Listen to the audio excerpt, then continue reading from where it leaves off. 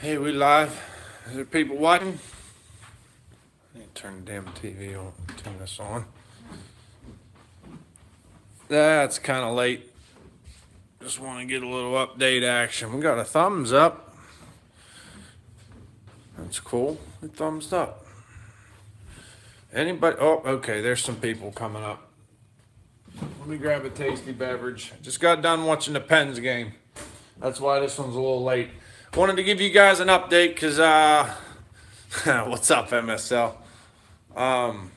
There's been Eric Briggs. What's up, buddy? A lot of people asking about the new loader. Hi, Josh. And okay, how you doing tonight? What's up, Perry? Good. Go Pens. Yeah, that's right, Brian. Thanks, buddy. So I just wanted to do a little quick update. That's all. Nothing. Nothing crazy. About the loader. So I got it pulled down here. What's up, Nelson? How you be doing?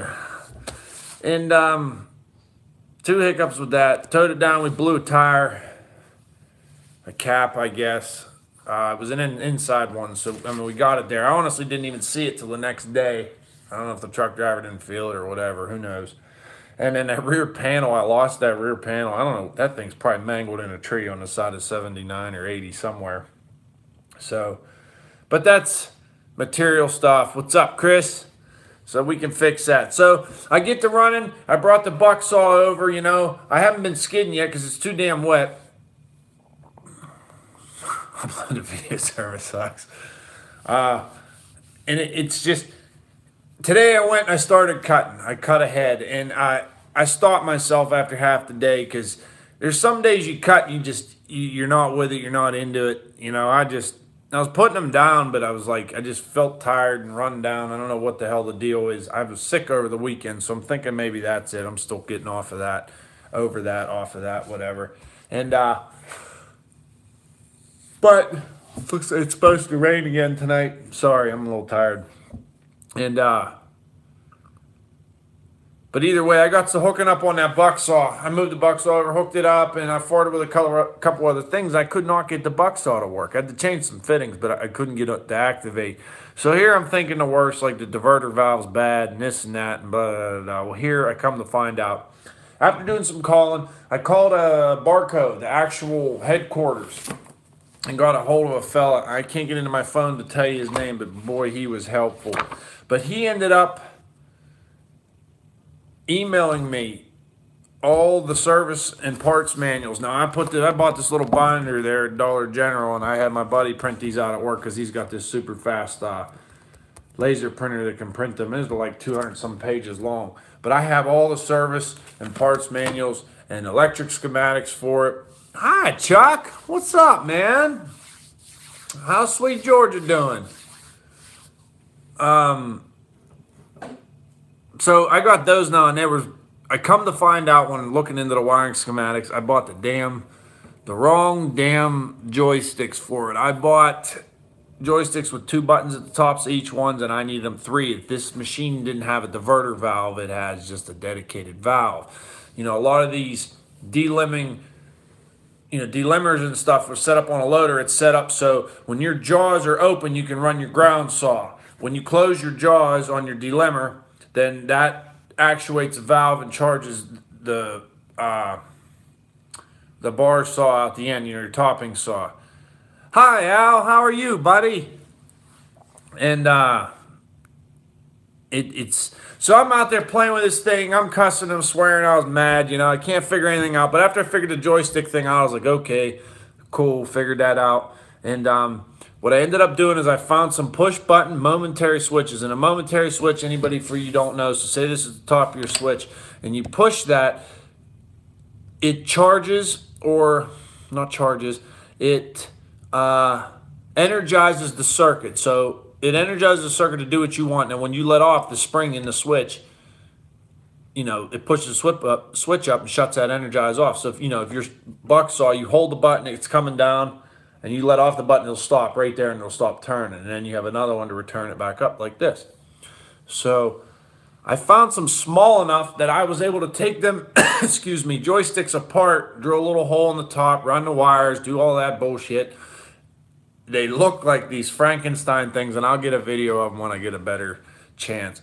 But it's all in the joysticks now, so I didn't have to buy new joysticks, which is good because they're about 150 bucks a piece, and that was my fault. I looked at the old joysticks, and that's why I was like, there's 2 buttons on the old joysticks. I only need 2 buttons. What I didn't realize is they were so busted up, they had triggers in them. I did not see the triggers. They were busted out of them. So somebody obviously was not running a ground saw, or they had it hardwired just to run the ground saw, or just, you know, you could swap the wires just to run one or the other with 2 buttons on each controllers. I kind of want it to run right, and I want all the stuff on it to work right. So short of buying all new, hi, Mr. McCoy. How are you, buddy? How's mother? So short of, buying all new joysticks, this was the fastest, cheapest fix, easiest fix, I think. It's still good. I mean, it's not like it's a half-assed thing. I think it'll work just fine. If I have to in the future, if they get a little tattered or whatever, I'll get new joysticks. But right now, it's just this weather is killing me. And I'm sure everybody around here is. So far, it's doing good. There's a couple things that I'm not sure of. I just haven't got to run it, like, you know what I mean? So I haven't got to, like, start dragging logs and just getting some on it. But I can't skid nothing. I can't. The ground is the consistency of peanut butter. Now, it was dry Friday, okay? And I went out of town with the family. It was my nieces and brother and mom and dad and cousins. You know, it was one of the things that we do every year, so I didn't want to miss that. And then it rained Sunday. What kind of footage do I move? Dan Fitzwater. How are you, Dan? As one guy, okay, see, footage-wise, how would we figure this? I do between, let's see, I do between, I got to think about this for a minute. Hold on. 250 to 300 tons a week. So footage-wise, because I'm not cutting all straight grade on most jobs, you know, because you'll have some grade logs, you'll have some scrag logs, you'll have some pulpwood. So I usually go by tons. You average 25 tons per truck. So 250 to 300 tons. Now, that's just me. I'm doing, you know, I'm knocking the trees down, topping them, skidding them out with a cable skidder now, mind you, and then bucking them up. Now, I am be able to work a little. It has lightened the load a little bit on me since I've got the buck saw. But, you know, as opposed to hand bucking. But, and then loading it on the truck, you know, bucking it up, merchandising it, and loading it on the truck. So as long as the weather holds good, and, you know, you don't run into any equipment hiccups, good weeks for me is 250, 300s, 10 loads. That's 40-hour week. Tossing around the idea, cutting logs. Hold on. Cutting logs. Don't know how it will work with a Timco though. You know what? I don't see how it probably wouldn't be a bad idea. I mean, a lot of guys up here do it. Depending on what your setup is on your Timco. I mean, you got a bar saw? Do you have a hot saw? Like, what kind of head do you have on it? I mean, I'm sure you could set something up. It probably, you know, bars. Oh yeah, Dan, you could do that definitely. I don't see why not. I mean, yeah, you might be limited to some size timber, but I don't see how you'd have a problem doing that. Now, are you just going to skid it out with grapples? 20 to 30,000 board feet a week. That's good, MSL. Especially, that's nice, that nice chunky timber. Now, are you skidding it out with just grapples? Grapples. Okay, sorry, Dan. I just got that. And I didn't forget you, Mark. I watched the channel smaller and you were wondering when this weather will change. Are you have a lot of poplar down your way, right? That is noticeably easier on equipment. So we got a lot of oaks and cherry up our way, which don't have those, I want to call it condensed top, you know what I mean? They got the big, limby, shitty tops. You got to work around them. But this patch I'm in now is this next one, and I'll be doing some videos. It's just, like I said, I've been kind of frustrated with things and how they're going. And that comes with the territory. Just, I feel like I cannot get going. You know what I mean? Every time I get a head of steam, it just right into a wall, something breaks, you get a downpour. I mean, we had 2 inches of rain Sunday. So it's right back to shit woods again. And I'm trying to cut ahead on this one because it's a good select cut where it's 14 inches and up. And then there's aspen and stuff on a job, or quake, or popple, as some guys up north call it. We cut that down to 8 inches diameter. And some other sick trees, things like that, disease trees, danger trees, some of this dead ash and stuff. Most of them I knock over with another tree. They're so brittle and dead now. A little bit of pine, not much, but most of it's good hardwood. So I'm able to go on through and lay it all out. I'm starting to figure hell, I just figure I'll get it cut. Cheever would be doing it. I figure I'll get as much cut ahead as I can. So when the weather breaks, I can just balls out skid nonstop. Just skid buck, skid buck, skid buck, skid buck. And in between load trucks, do whatever I got to do. And as I'm sure somewhere in there, I'm going to find another hiccup in the loader. I mean, like I said, that comes with the territory. Now, let me ask you guys something. And this is something I don't know. On the Grapple I bought, I'm not saying there's anything wrong with the Grapple. I think it's just because I don't have all the air out of the system or whatever, and I don't have, just not using enough. When I close my Grapple, okay, I'll close my Grapple. You'll see one jaw will close, and it'll hit to where it can't close no more than the other one will go. And when you open it, one Grapple will open till it can't open any more than the other one will go. If I sit there and play with it for a while, then they'll start to go and synchronize together. But is there something that's hicking up on that or messing up on it that's doing that? Friction. Okay, that's kind of what I figured, because he said he put new seals in the cylinders on it. So I'm wondering if it's just, they're really tight still and you just need worked. That'd be my question.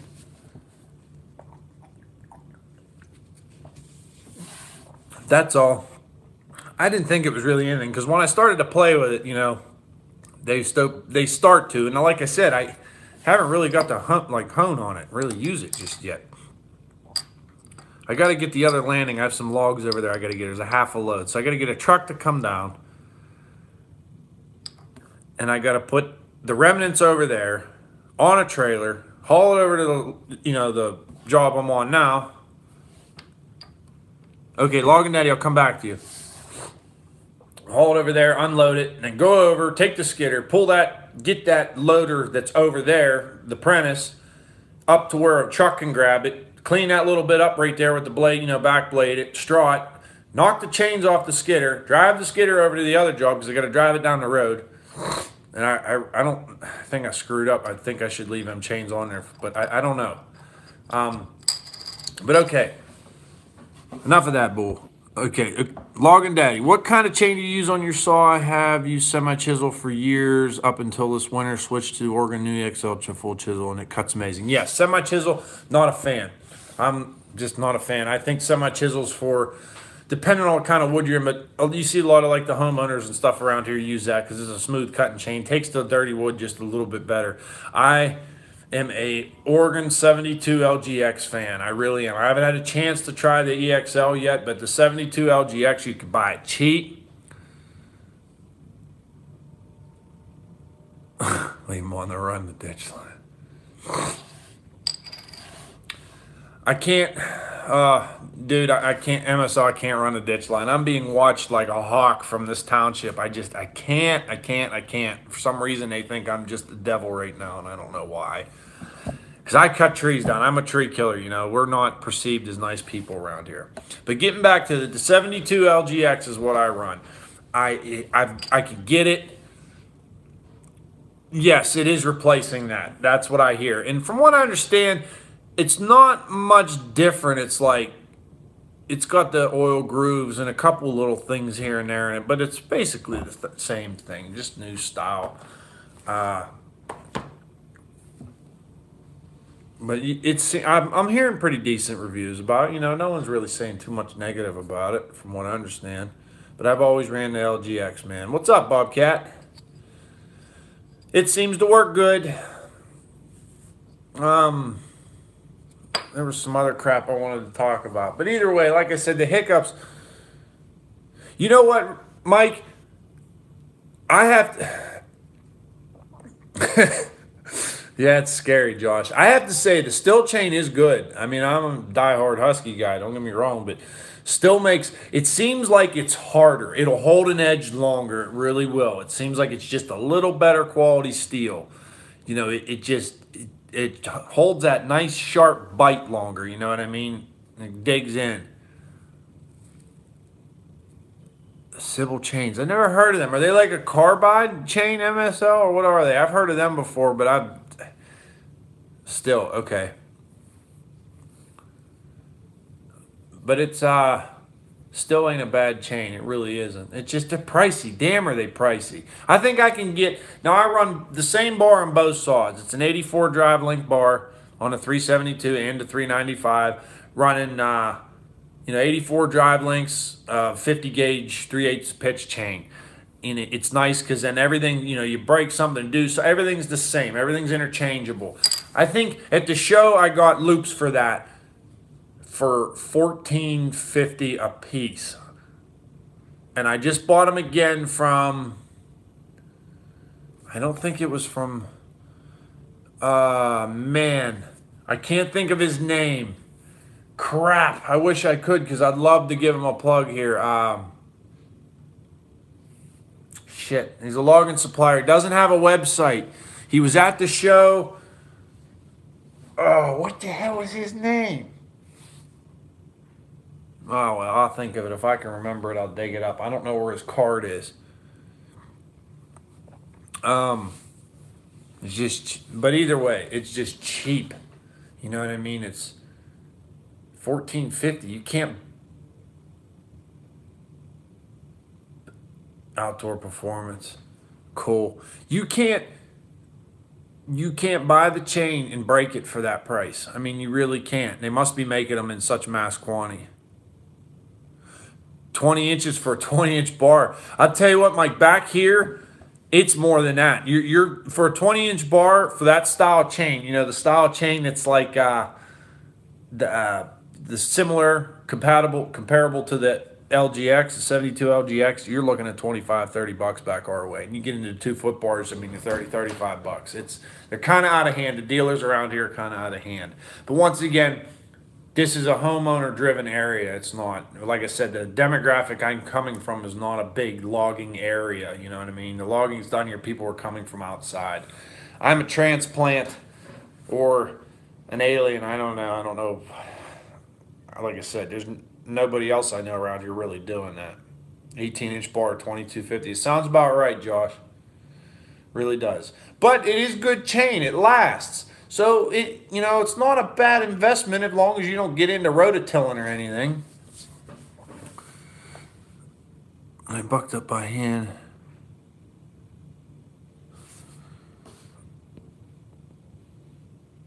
Man, I got spoiled with the buck saw.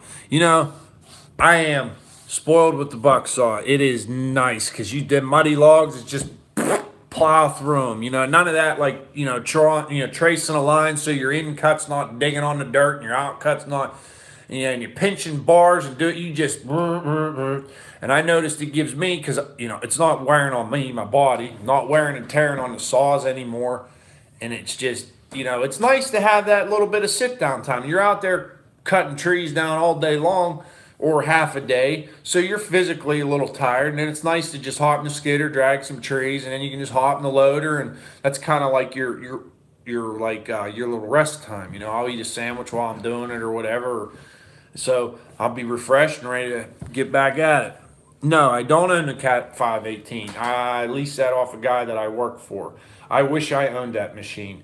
That machine is like gold to me. I think that was pound for pound.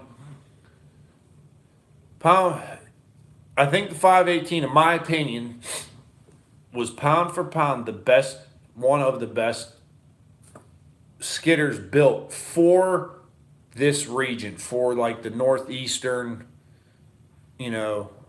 area. Yeah, you know what, Long Day? I did think I see Stalls had them at that price. It might have where I bought them at the second time. But no, like I said, the 518, they're awesome. I really do. Why did they quit making that? Honestly. And you know what? The 640, the G2s are. I'm actually looking into buying a G2. I want the single arch, kind of like Logger Wade runs. I think it would really benefit me in the grade timber I'm cutting a lot of the times. Well, everyone back here is like, dual arch, dual arch. You need dual arch, big skidder, big tires. I don't want that.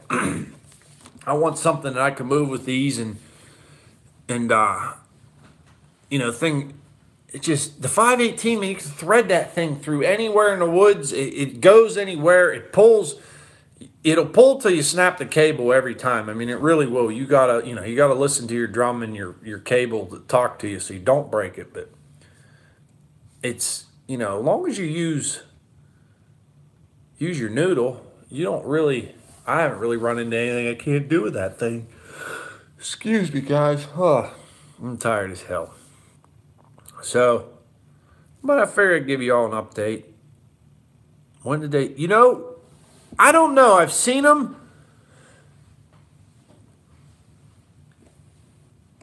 Okay, Timberjack did make some good cable skidders that were little and would pull like sons of bitches, go anywhere. I mean, I'm not saying the 518 is the only one. There's a lot of good ones out there. I just like the 5 for ease of running and everything like that. I don't know when they quit making it. I know I've seen models for sale up to 94. So I think they quit around 94 or 95. I could be wrong. And that's when you started to see the 515s come out. And then there was a 505 they had at one time. A 240. I know a lot of guys who got 240s. I worked with a guy one time that used a... Man, that sounds like a good deal. They have their place. The small skidders really do. And if you know, like, how to load them, what kind of drags to put behind them, you'll be just as efficient. When we're dragging logs, something works well, and they stop making it. Ain't that funny? All good shit goes away. You find a pair of jeans that fit you and you like, they quit making them. Find a skidder you like, that can't make that no more. Find chainsaw chain you like, quit that too. But oh well, I mean, I hear something. Oh, that's rain. It's freaking raining again. I'm tired of rain, fellas. I know we need it. Yeah, there's a lot of guys back here that are starting to use dozers, 650s.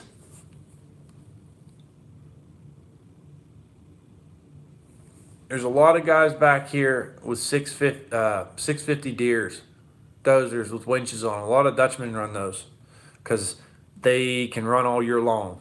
You don't have the speed with a dozer, but I noticed though. What's up, ALL? They'll run all year long because you've got that weight displacement, so they don't tear the ground up as bad. But you're into replacing undercarriage and stuff. What's up, Steve? Mr. Dunham. So, me, I gotta get a dozer. I gotta get a grapple skidder.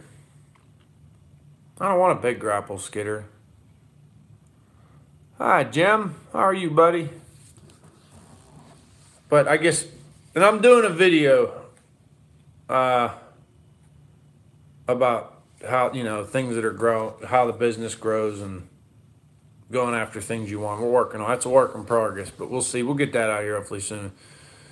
650 is nice, and I worked with a 700 one time, and that's what Stump Jumper just bought. I believe it's a 700. I can't remember what year it is. Man, they're powerful. Grapple dozers are nice too. Dale has one of those. It's kind of like the best of both worlds. You can, you grab your tree, plow your road, you can clean up, you're all done. So that's an idea too, but they aren't cheap. Even the used ones are not cheap. They are a very sought after item. 2008. They made them all the way up to 2008? What's 2008, Al? 650J. 650's nice, man. A really nice machine. 450E. I just need a little dozer. I screwed up one time. There was this little dresser. I think it was a 2008. Okay, I'm sorry, Al. Thank you. I think it was this. I found it on Craigslist. It was a dresser TD8, I think, or a 7, and it was the guy had it for sale for like $8,000, and it looked new. Not new, but he just somebody that didn't really know what they had. And I did one of this was a year, 2 years ago. They did one of them. And turned around, it was gone.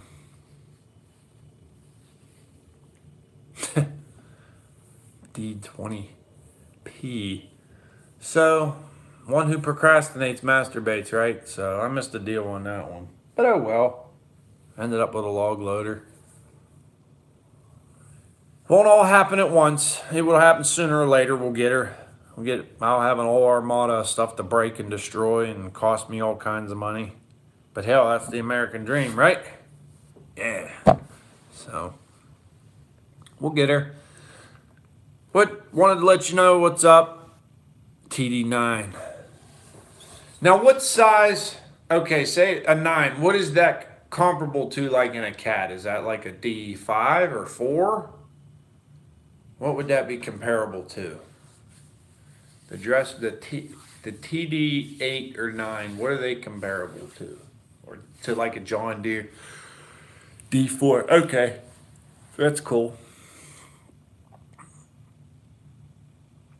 You find them around here, the dozers. You can find them cheap if you go to the auction. You just got to get to the right auction where nobody wants something that small. The problem is a lot of the farmers and stuff in this area and people, the small, what you want to call it, like remodeling companies and things like that. What's up, Nathan? I ain't heard from you in a while, buddy. You staying dry? Put your waders on? Or are you working in the mill? Like a 4-cat here, not much. I don't know. Don't matter. You don't need much. That's the other thing. Everybody thinks you need this huge dozer. Now, if you're going to pull timber, you want something bigger. What's up, Ohio logger? But for what I want it for, this is all I want a dozer for. I want a dozer for cutting little roads. And I don't need big roads, not huge roads, because 518 ain't that wide. I want it for cutting roads, water barring my roads, and all that stuff when I'm done. And then to clean up my jobs, clean up the landings, just do some little grading work, that 6-way blade.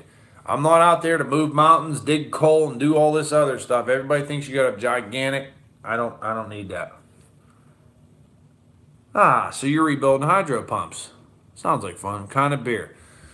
I am enjoying a Molson Canadian. Shout out to Skidder Kev, because they make some good beer up there. Just having a beer, one beer. I don't drink very much. The 4 is easy to haul, yes. That's kind of what I want. I don't want the dozer I get to use now as a case. I think it's $11.50.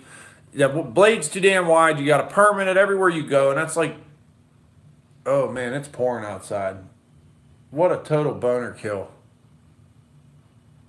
Guess I ain't working tomorrow. But it's shit. That's frustrating, guys. 85 days for a hydraulic pump. It is overkill. I think he got a good deal on it, though. An 850 case wouldn't be bad. I guess that would be right around a 700. Just small enough. But you can't find them. They're just not around. Case ain't a bad dozer neither. 450. Listen, Jim, the 450Gs ain't bad dozers, but a friend of mine had one of those and had a final drive go out on it, and they had a hell of a time finding parts for it, because there was an era in the 450Gs. Come south, you can work the rest of the week. This is just, there was an era in them 450s that they had an oddball final drive in them. They're impossible to find parts. Well, not impossible. You can find them at, holy shit, you got to take an extra mortgage out and lop off one of your legs and arms to buy it. But it's originally what I wanted. It wasn't until that happened that I decided, maybe I should go a different route. I'm like looking for a 4 or a 450 or like a TD8 or 9. Something like that. You know what I mean? It don't have to be perfect. I mean, obviously, you see, I can clean stuff up. I just want the inner workings to be good. Why are you wanting a dozer? Are you gonna?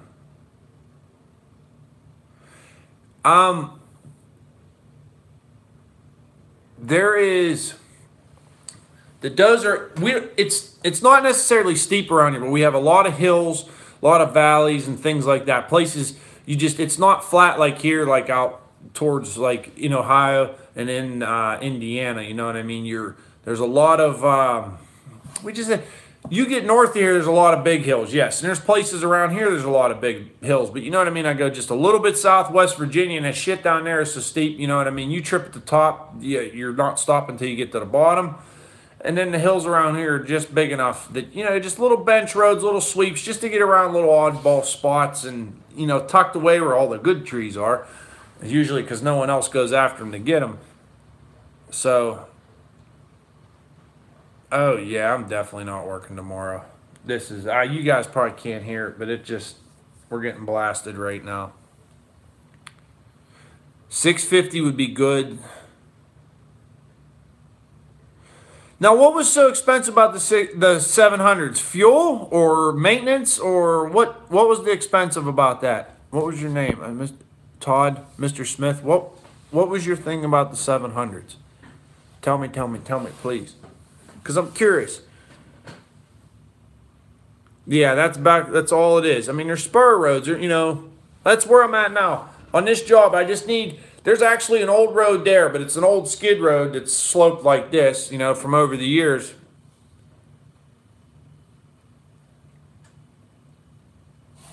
Panic attack.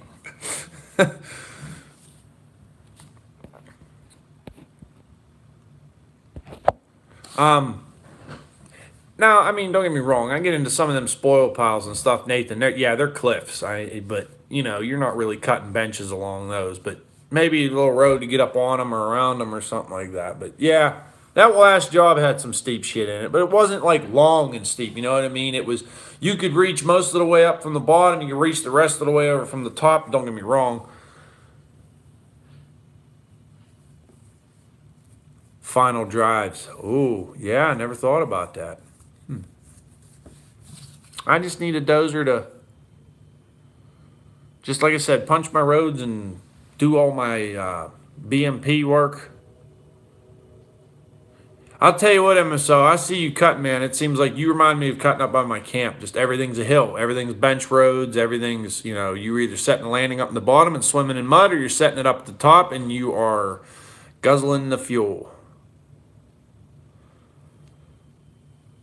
So... what was I going to say? I got to see if I can find a skidder. I'm trying to find a little grapple to rent, something like a 525 or something like that. Or like a 640, 648 or something, G2. I don't know. Something like that. Wish I could find somebody around here. I think I was a 640 deer. I'd like to be able to rent a grapple for about a month. I don't have the money to rent a brand new one. So.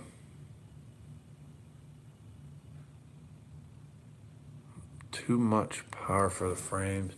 That's funny. I never heard that about that. But you know what? A lot of guys running the 700s around, it seems like they get rid of them after they run them for about 3-4 years, and then they're gone. But when it comes to the timber cutting end of the guys running the dozers with the arches on them, they're running them 650s is what they're running them. That's what they did on that job. There was a video I did a while back where I just recently showed the chipper and them other guys running on that land clearing crew. I went over to visit with the dirt work and stuff. That's what they were running, was 650s.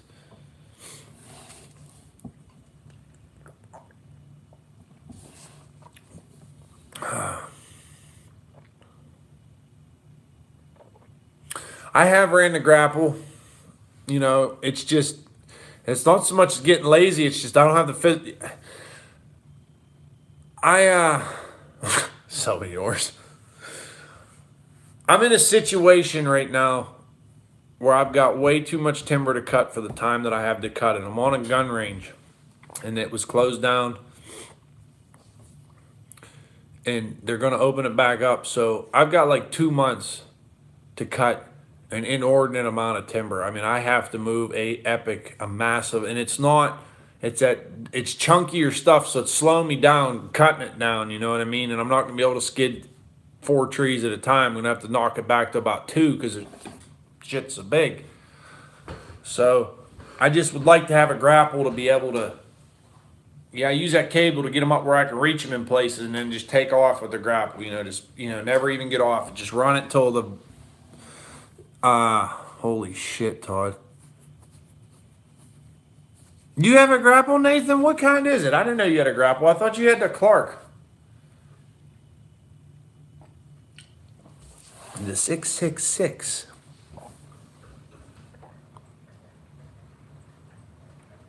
Oh my God. Raining. We're supposed to get snow in the morning, if that makes any of you feel better. It's almost April 20th, and we're gonna get snow.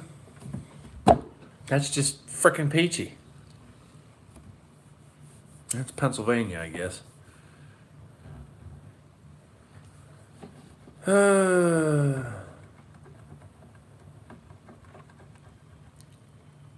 G3, Ohio. How do you like the 548E? You gonna keep it? I mean, is it you getting rid of one? We're getting what you had, Al, so thanks for sending it over. Thanks for the airmail, buddy. Where you at, Dave? Mr. Guffey? I have a funny feeling we're going to go from this rain,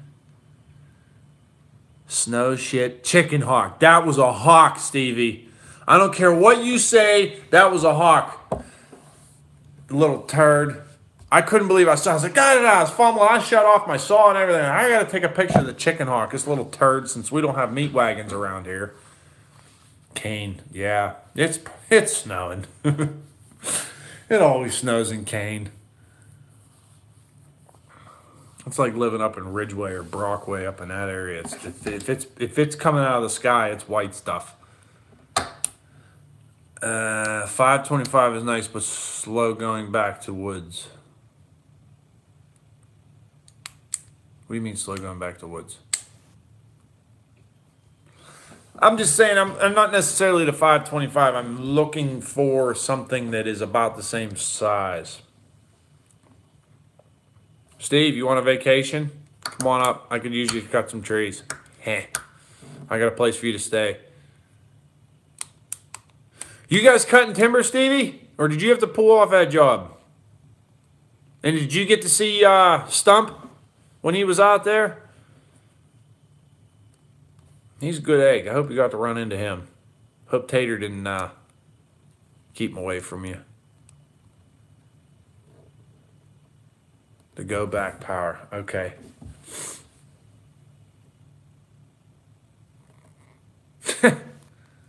Cool. Nice. Started a new job today. That's good. I'm glad to hear it, Steve. Glad to hear it. Glad to hear you're in the woods. Oh, man. So, how much crap did you... Back of the blade keeps him broke off. Okay. How much crap did Wade get into for dropping the tree on the fence? That's cool. He's a good egg, Stevie. He's just another one of them ones that, like you said with Mr. McCoy, you just... So much knowledge there. There's so many things. That guy has forgot, like, both of them, like, Mike and Dale have forgotten more about logging than I'll probably ever know. Them guys truly, they've seen it when it was, way back when like, everything was cable skidders.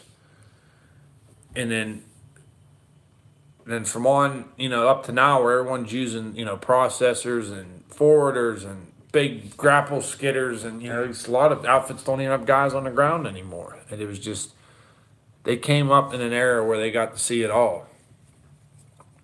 So they're good dudes.